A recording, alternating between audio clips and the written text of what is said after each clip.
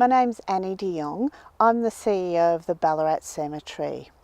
Welcome to the area of our cemetery that is dedicated to the traditional owners of the land. Here in Ballarat, I'm standing on Wadawurrung and Dja Dja Wurrung people's traditional land. So I'm here to talk to you about consideration of a final resting place for you or your loved ones. In Victoria, we offer permanent burial locations, so in perpetuity. So once you have somebody buried in a cemetery, they're entitled to stay there forever. So in Ballarat, when you come and think about your final resting place, we have a number of options that you can consider. In Victoria, you must enter a cemetery in a coffin or a casket. You may be buried in a shroud once you come into the cemetery, and you can talk to your funeral director about what that looks like for you.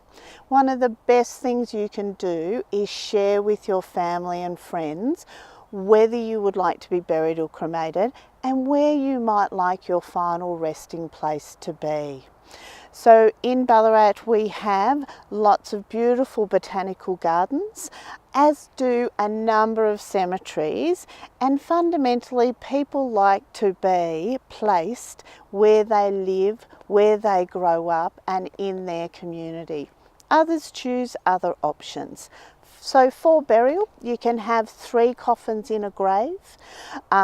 You can think about that when you first purchase the grave. Go and visit a cemetery because they'll take you for a tour, or go for a drive yourself.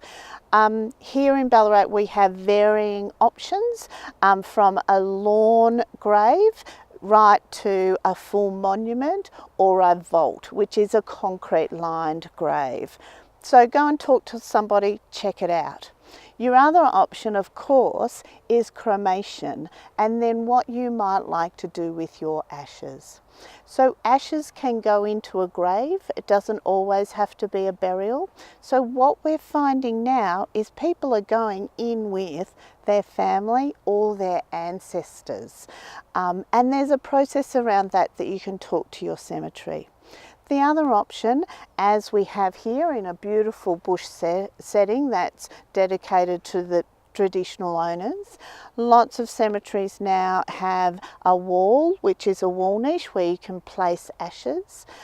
Or there's, of course, the traditional rows where you can have 1 or 2 or 4 people, placements of ashes in a rows.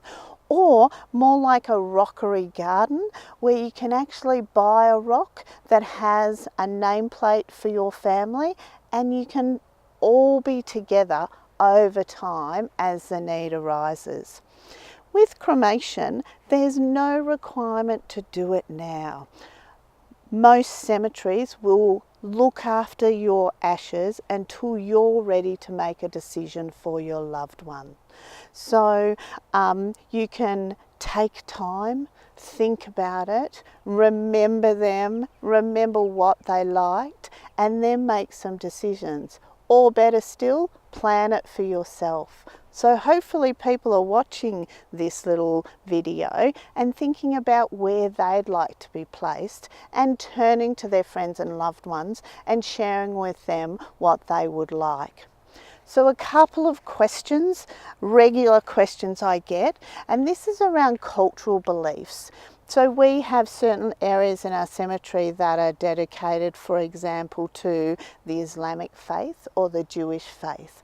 And what they do is they like to be buried within 24 hours of death. And they will place their loved one in the grave. And then they'll also fill in the grave.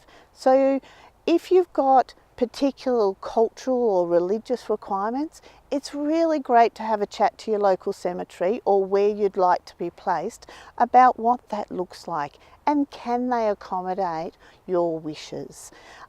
It does take some preparation for some cemeteries, but most, all they want to do is whatever you would like. So it does take some planning. Think about it, write it down, share it with your loved ones where you would like your final resting place. The other option is if you decide to be scattered, you can have a location in the cemetery for people to visit that doesn't necessarily have to have you in it or your ashes. Some people are cemetery goers, some people aren't, but there is some evidence that a sense of place and a sense of a location to go and remember is important.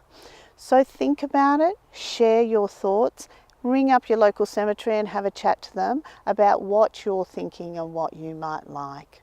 Thanks for listening.